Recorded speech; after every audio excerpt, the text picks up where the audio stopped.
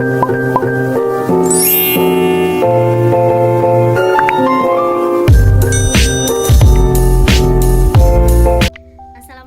warahmatullahi wabarakatuh. Perkenalkan, nama saya Sutra Deruta, NIM 22150027, Prodi Bimbingan dan Konseling Pendidikan Islam, Fakultas Tarbiyah, Institut Agama Islam Negeri Syekh Abdul Rahman Siddiq. Nah, pada kesempatan kali ini saya akan mewawancara siswa dengan tema kesadaran siswa terhadap pembelajaran di kelas untuk memenuhi tugas mata kuliah Psikologi Pendidikan yang diampu oleh dosen pengampu Ibu Harisa Fitri MPD.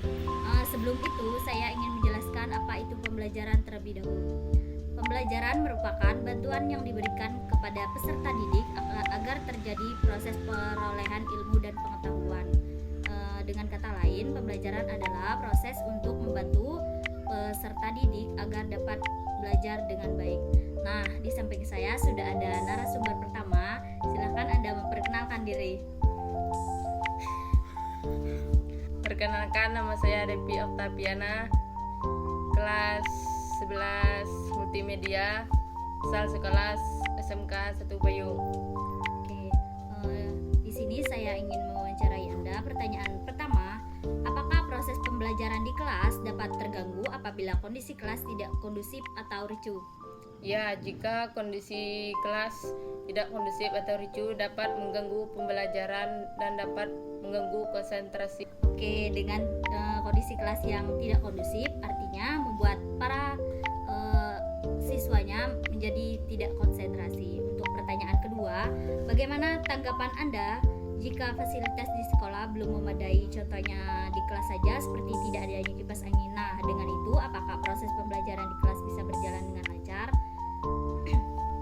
Tidak, karena kurangnya fasilitas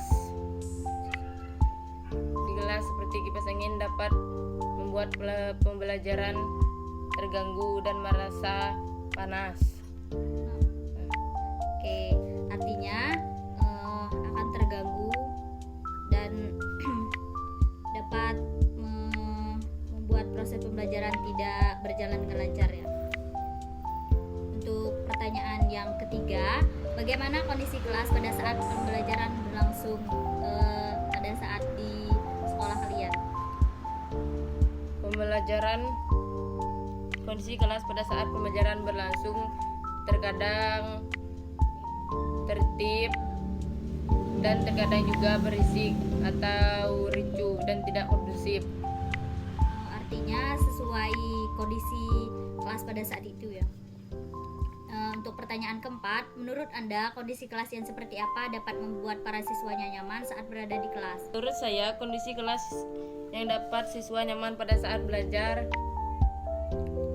jika kondisi kelas bersih, tentram, nyaman. Oke. Pertanyaan terakhir, apakah dengan adanya fasilitas di kelas yang memadai dapat membuat siswa nyaman berada di kelas? Ya, jika fasilitas di kelas memadai dapat membuat siswa merasa nyaman dan pembelajaran dapat berlangsung dengan baik dan tidak mengganggu konsentrasi. Oke. Terima kasih atas jawabannya. Mungkin itu saja yang dapat Kakak berikan.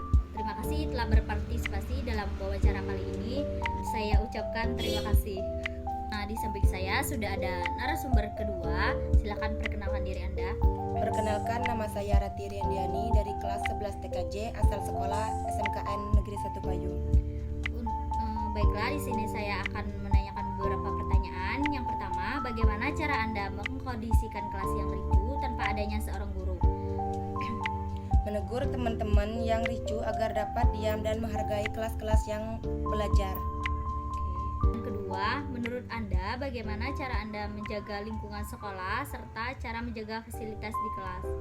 Menurut saya, dengan membuang sampah pada tempatnya dan juga jika sudah selesai menggunakan fasilitas sekolah baiknya dirapikan. Untuk pertanyaan ketiga, apakah kondisi kelas yang bising membuat proses pembelajaran di kelas berjalan dengan lancar? Tidak, secara akan mengganggu konsentrasi sekolah. Oke, dengan